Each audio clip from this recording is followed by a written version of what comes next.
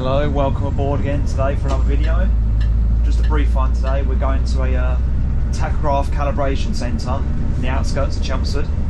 It's a 67 plate vehicle. I slipped my mind now, there is a sticker down by my right ankle that will say when the tachograph was last calibrated. 2 years of that date, you have to get recalibrated for speed and distance recording purposes. It's just a brief drive, different perspective over my shoulder, fixed with a suction mount on this side glass behind the driver's door. Yeah.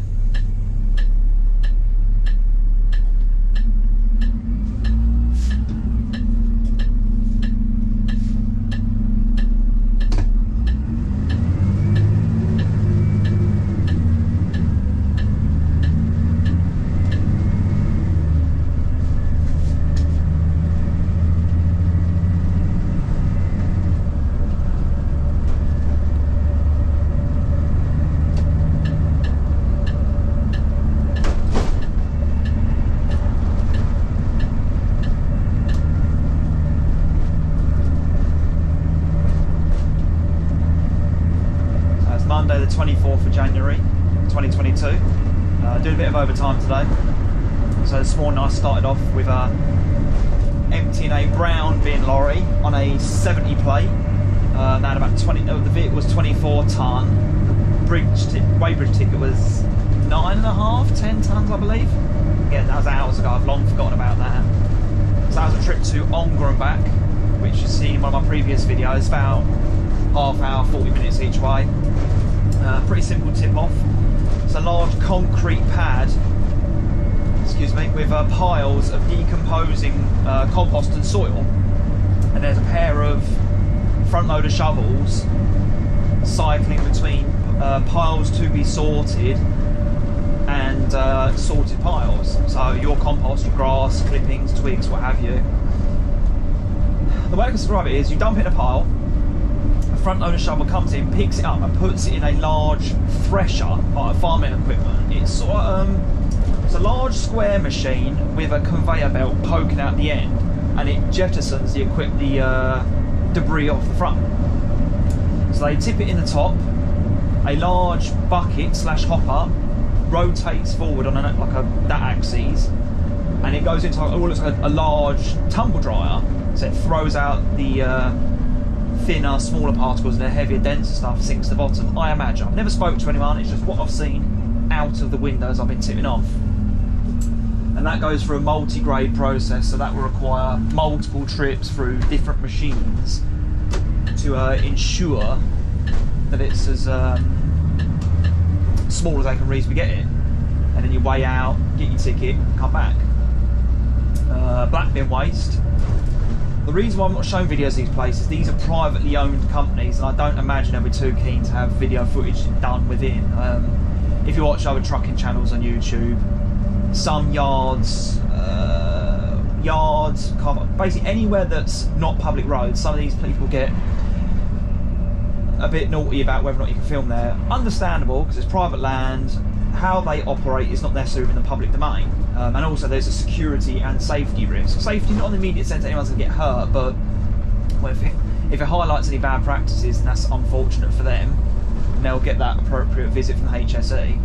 But in terms of privacy and security, if you're broadcasting all the fire escapes, the equipment, the vehicles, and it depends how far in you film, you might go right up to the traffic desk and you can see computers and equipment, so it's not worth the argument or the risk. So to go back to my point about black bin waste, Veolia, they operate a tipping hall opposite our yard. There are 10 numbered bays. Bays 1, 2 is for food waste, 3 through 10 is general waste. But ordinarily, our dust carts, we use bays 3 to 6, but sometimes we go up to bay 8. Large, enormous shed. It's also like an aircraft hangar that's narrow. So you reverse in, every 2 or 3 bays, there's brick walls either side. Hang on, I'm just going to grab this lane. Yeah, they're partitioned off by large breeze block walls. You reverse back, dump your waste, put the back down, do the blade, all the business that empties the vehicle, and their front loading shovels pile this stuff. Enormous. It's like a 2-story house. It's big piles of mess. And then there's a local bulk waste operator, large fleet of trucks. They come in and truck it away to landfill or energy generation projects. I think it's landfill for Essex. I know. I can't think of the name now. There's a company in East London, something environmental, grey trucks, green writing. They truck their stuff and then put it into furnaces to generate energy. I think Essex, certainly Chelmsford, goes to landfill. Now, we used to tip straight to landfill years ago when I first came to the bins back in 2014. Hits the Essex by the A13, and it was like something from a detective thriller from the 80s when they found a body there. It was up to the horizon. When you're on site, it encompasses your entire vision. It's enormous. It's like an airport in terms of footprint. Huge site it was. Way on, and you just drive and drive and drive. By the time we get to the second roundabout where a Tesco's is, this is like just the entrance road to get onto the landfill. You're driving for some minutes, and it's largely scrubland, dirt, what have you. And there's a, I say thoroughfare. Basically, due to the frequency of the trucks, there was a road, but it wasn't paved. So you drive along, go down hills, and then there was just a pile of mess. Huge it was. And there was loads of seagulls everywhere, and their front end loaders, shovels, they didn't have tyres on, they had spikes. Sort of like rally cars in snow, like a solid metal wheel with cones for grip all over the wheel surface, circumference. And using that, they would be able to traverse this enormous pile of loose waste. They were driving over waste. Because the landfill, as it suggests, scoop out the mud, dump mess in it, put the layer on top.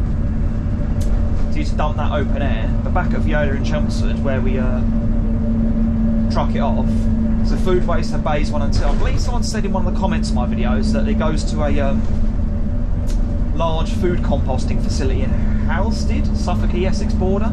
I believe Bury St Evans, Halstead. I'm sure someone mentioned that in the comments. If you're the commenter, feel free to chip in and remind us where it goes to. So we operate on a digital tachographs here. It's not strictly a requirement. Many councils do operate on a logbook system. Cool. But yeah, tachograph rules do apply. So we operate on domestic hours. The overriding rule is European hours, but we operate on domestic rules. So we're not necessarily governed by drive time, it's more work time. So for instance, you start at 6:30 in the morning, the card gets slid into that machine at 6:30. You must have a break, like any employee in any job, unless you opt out. Shop workers, road workers, people on the trains, any job, you may work a maximum of 6 hours before taking a break. Now, depending on how long your working day is going to be, it'll either be a 30-minute break, or as often I insist, a 45-minute break. It gets deducted from my pay anyway, and 30 minutes is barely enough time to get some grub down your neck, and you're running around again. So, nah, we do 45s when I'm driving. And of course, the main drive time stipulation is 4.5 hours. So 4.5 hours of vehicle movement, you must stop. In our job, it's always the case that it's the 6 hours that apply, not the 4.5. Good indication. Yeah, it's a 6 hour, 12:30 lunch break is what you're going to have to come and halt proceedings to, not the 4.5 hour drive time. So for instance, on an ordinary day, we're doing a domestic round, not doing changes, one round, you'll do on the dashboard, because there's I'm not sure it's legible on your screens. On my screen, I've got drive time at the top, hour and 24 minutes, and I've not had a break yet today. It is presently 20 to 10 in the morning, so we've got plenty of time to take a break later on. Now, because I took the long trip to Ongar earlier, I say half hour, 40 minutes each way, plus stuff on site and getting stuck in traffic, it's an hour and 24 minutes driving. On an ordinary domestic round day, with the way these vehicles work, you drive it, stop, you drive it, stop. Sometimes it doesn't record the time that you've moved if the distance is short enough. So you might only do 2-3 hours in a day, but you got in that vehicle at 6:30 and didn't get out till 3-4 p.m, but it'll only count as 3 hours drive. Because some vehicles, if you move a very short distance, I'm talking like a distance between these lampposts, maybe even half that, it won't count as drive time. So it's been known that some drivers, not in bids but like haulage, if you're in a queue for a ferry or cross-channel transport or what have you, bung it on brake and they'll nudge it forward like a metre at a time while still taking their brakes. Very naughty, not worth the risk. If you can't get the day's work done in the time that you're legally allowed, either they're scheduling you way too much work to get done in a reasonable time, or there's another problem that needs to get dealt with. There is no need to run hooky or illegally to get a day's work done.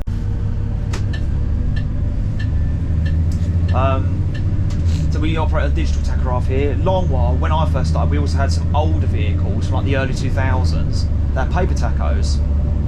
So behind the speedometer, odometer, the tachograph would flip down towards you. Paper disc, about the size of a compact disc like music, DVD. And there was a small stylus, much like that of an LP record player, that would rotate, the disc would rotate as you're driving for time, and the needle would move depending on what speed you were doing in kilometres an hour, and also what mode you had it set on. Very pernickety. For instance, on these paper tachos you had to write surname, forename, vehicle registration, departure, destination, start mileage, finish mileage, the mileage total used that day. This was in the very centre of the circle. The locating ring was like an egg shape, an eccentric circle, so you had to get it under the stylus, you had to slide it underneath the needle and get it on the egg, press the disc down evenly.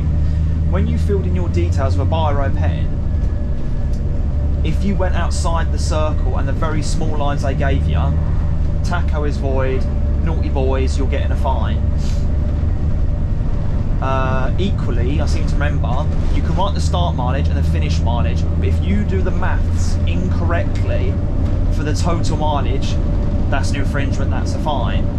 So the digital ones, you put it in, you enter the correct mode, and you drive. That's it. And you take the brakes, you press the button, driver 1, driver 2. You've got up and down, return from menus, and OK to progress through menus.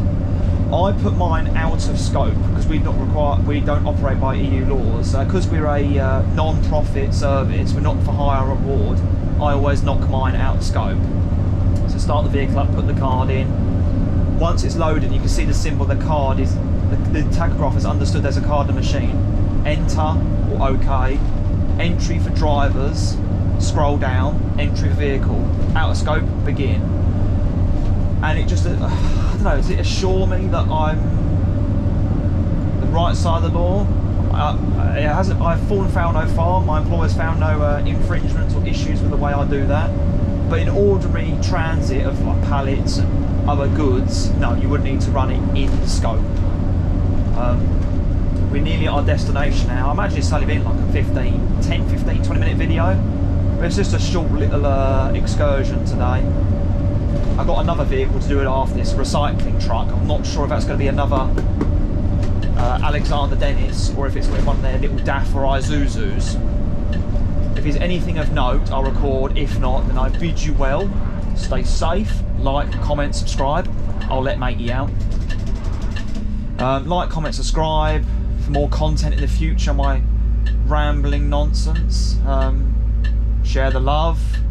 Do a good deed for someone today, much like I did let him matey out, but it would have been difficult to get past him anyway. Now, okay, so I'm looking at in the entrance now. As we enter, once I get the vehicle straight, you'll see a blue sign on the right hand side. So I've got a picture of a tachograph, like a little dial, the triple triangles that denote that it's an MOT test station, and it does analog, digital and smart tachographs, smart being that it transmits data. So for instance, those that pull up beside you on the motorway, they can read your tachograph whilst the vehicle's in motion. If they deem anything incorrect or illegal, they can have that conversation with you. Not really sure where to put this. I'll dump it here and we can have a chat with matey and see what's going on. But yeah, whole variety of vehicles here today. Heavy haul Chelmsford, blah blah blah blah. Yeah, we'll dump it here. So we'll have a chat. Does he do it in situ? Does he do it on ramps? I don't know. Never done this before in my 10 years of driving. We shall see what they say. Stay safe. See you again soon.